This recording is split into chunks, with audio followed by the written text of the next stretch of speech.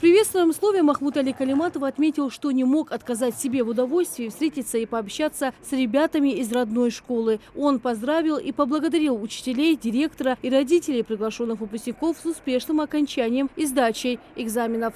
У каждого своя школа, у каждого свой любимый учитель. У меня было их несколько. Обожал учительницу русского языка, была Клавдия Сергеевна Васякова. Безумно красивый человек. И была историк Попова Алла Александровна. И вот благодаря им я в университет, когда поступал, историю на 5, литературу на 4, сочинение на 4, немецкий великолепно, достаточно знал, но я служил еще в Германии после школы. Хвалиться не будешь, но я сейчас, если мне диктовать будет учитель немецкого языка, ошибки, наверное, сделаю, но писать буду. Я хочу вас искренне поздравить. Я настолько рад за вас и в целом за всех наших медалистов. Когда 2 года назад мы там слушали руководство в Москве, было много вопросов там по нашим ученикам, там, школам, по ЕГЭ. А вот эти вот год, и я благодарен Эсет Ибрагимовне, каждому учителю, классному руководителю, директору, что вот они все-таки такие цифры, когда пошли, 26 у нас 100-бальников в республике, 251 с золотой медалью. И как министр мне сказала, что это подтвержденные. С этого года я сказал Эсет Ибрагимовне прослеживать. Вот вы поступите, и обратная связь, чтобы была. То есть после первого курса, говорю, все, чтобы должны сообщить. Они окончили первый курс, перешли ли они на 2-й курс. Так что мы за вами будем следить. Нам необходим уровень образования, он достаточный, но нам надо лучше. Нам надо лучше.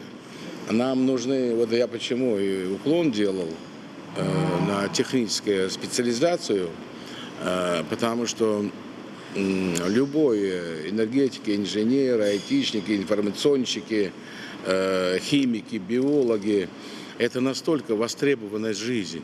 У нас там в кадрах 85% юристы, и это хорошо, юристы тоже, я сам юрист.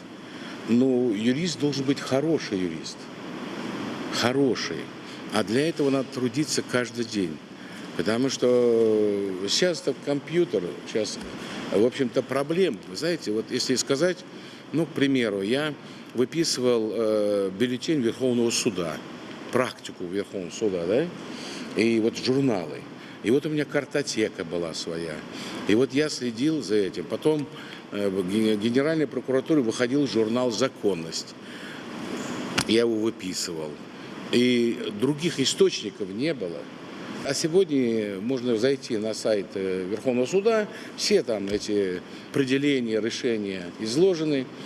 То есть надо систему иметь, учебу. Вот этот хватать там это вот, в Википедию лазить не надо. А так я представляю, как и вы счастливые сейчас. Я хочу сказать еще большое спасибо вашим родителям. Шендана, Анди, Холу еле, Еци, Шуан Туду, Дабара, Хабара, Шадшидуара, Шуан Яханкечи. В любом случае, мамы, папы, значит, вот это вот люди, которые сопереживают ежедневно. Даже нам кажется, я тоже сын, и у меня есть сыновья, но особенно мама и папа, они беспокоятся. Поэтому любой ваш шаг в жизни, успех ваш будет радовать их. Сан хамди язычан, что успешный хули, что метик ваш халохи. Что повлияло на выбор профессии? Какие самые яркие впечатления от студенческих лет? Какая у вас мечта? Вопросы от выпускников школы были самые разные. Впрочем, один из них особенно понравился Махмуду Али Калиматову. Трудно ли быть главой Ингушетии? Это большая ответственность. Я никогда не был подвержен должности, погонам, генерал ты там, глава ты там. Я прошел ступени когда мне не было 40 лет, я уже более 5 лет был прокурором города Самары, например. Но я не карьерный человек, я просто работал. И я вам искренне говорю, я ни на одну должность не просился. Никогда. Меня приглашали, сказали, есть мнение. Вот вас туда или сюда, там это, да. А второе, тяжело и не тяжело, я скажу по-другому, ответственно. В моем понимании органы работают, вот все, и федеральные, и правительство, и главы районов. Но то, что я заметил, что жителей забывают. Они на кого должны работать, для кого должны работать. Вот это вот я вижу. Потому что у нас в очень тяжелом положении жители. Какая-то часть очень тяжелом положении. И вот это вот исправить завтра невозможно, послезавтра невозможно. И это меня прям потихоньку, не убивает, но меня это огорчает. Я не могу вот быстро сделать. У нас сотни живут в вагончиках. Как это можно в 21 веке? Вот сейчас вот воды нет, говорят, да? 3 раза эту воду делали за 30 лет этих. И огромные деньги выделяли. Но нет ни воды, ни денег. И сейчас мы потихоньку там что-то делаем. Но люди же должны, понимают, наверное, нас люди, я не знаю. Потому что там трубу заменить, нет у нас. Но мы ее потихоньку делаем. И до чего я дошел? Это вот, когда мне сказали, вода. В 21 веке мы сейчас фонда развития 14 водовозок я купил. Хоть воду, чтобы довезли. Потому что пока я трубу, я делаю, то есть там правительство делает там трубу, там сюда ведет, туда ведет, но мы ее будем делать полгода где-то, другую месяц, третью будем исправлять год, потихоньку, через 5 лет, может быть, мы все сделаем. Но сегодня людям-то надо, сегодня воду. Тяжесть, знаете, в чем? Когда у тебя нет возможностей, реальных возможностей, я отношусь честно к своей работе. Возможности нет. Мне прям вот тяжело бывает переживать за людей. Потому что я вижу, вот подходит человек и говорит, вот мне негде жить. А у меня нет для него ни денег, ни возможностей. А воровать там, еще что-нибудь делать я не позволю. И сам не позволял. И поэтому я ему не могу сейчас помочь. А ему надо помочь. Вот как с этим быть? И вот эти боли, их накапливается десятки, сотни. И ты идешь с этими мыслями домой. Ты там, я не говорю, что я там слабой психикой. У меня психика очень здоровая и закаленная. Но все-таки это отпечаток дает. Поэтому холу ярфутхоян. Голова, они думают, что голова так раз по щучьему велению-то. Нет этого. Вот. Мы просто этот фонд создали, я пришел. Вот благодаря ему сейчас, малоимущим мы стараемся помочь. И так индивидуально, когда можем, что-то помогаем. Но это же не выход. Понимаете, это не выход.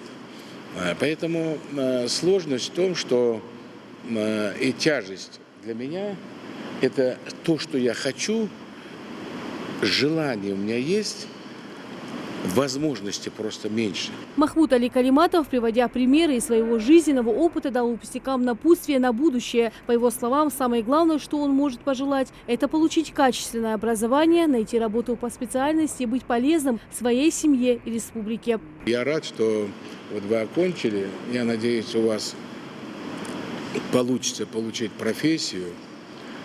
Если она не по душе, нельзя отговаривать. Бывают обстоятельства, надо по-другому нельзя. Но со временем, если можно ее изменить, изменяйте ее. Надо любить свою профессию, надо уважать ее, надо внутренне быть удовлетворенным, что ты делаешь.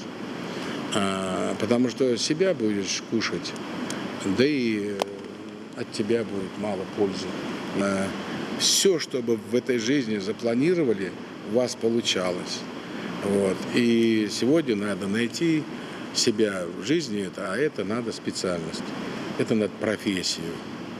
Сейчас вы добро путь прошли, что дал эту бяка, но бахан ождадан ли, вы учились, работали над собой, и у вас все должно получиться. Одна из участниц встречи Далия Битиева, золотая медалистка, которая на ЕГЭ получила максимальное количество баллов по литературе и русскому языку, девушка давно определилась с будущей профессией. Любовь к творчеству проявилась у нее с раннего детства. Из живого общения с главой Дали вынесла для себя много интересного. У меня художественное направление. Я собираюсь поступать в Национальный исследовательский университет, Высшая школа экономики, на факультет медиа и дизайна, профиль коммуникационный дизайн. Было очень интересно беседовать с главой нашей республики. Он дал нам очень ценные, важные советы насчет будущей жизни, насчет обучения. Нам все очень понравилось. В завершении встречи глава субъекта пожелал выпускникам удачи в выборе правильного направления для поступления в вузы. Во-первых, немножко было прям приятно приглашение самого главы наших выпускников. Я не думала, что такого ранга люди настолько простые. Он человек с большой буквы, который очень красиво поговорил с нашими детьми, ответил очень правильно, говорил о очень правильных вещах, которые потом, конечно же, нашим детям пригодятся. В первую очередь именно мне понравилось то, что он говорил о том, чтобы дети, представляя Ингушетию, например, в разных регионах нашей страны, а может быть и не нашей страны, чтобы они показывали именно наш эздел, нашу культуру, красоту нашего народа. Он говорил, что он себе видел, где он жил, что там был, и поэтому он не хотел возвращаться, потому что там было очень трудно в то время. Сейчас намного лучше, конечно же. И он этим себя мотивировал и постарался лучше и лучше учиться, чтобы добиться больше целей. Будущие абитуриенты получили от главы Ингушетии памятные презенты, подписанные им лично экземпляр книг русских и зарубежных классиков. Рина Сычоева, Хусен Гагеев, Юсуп Ханиев. Новости 24.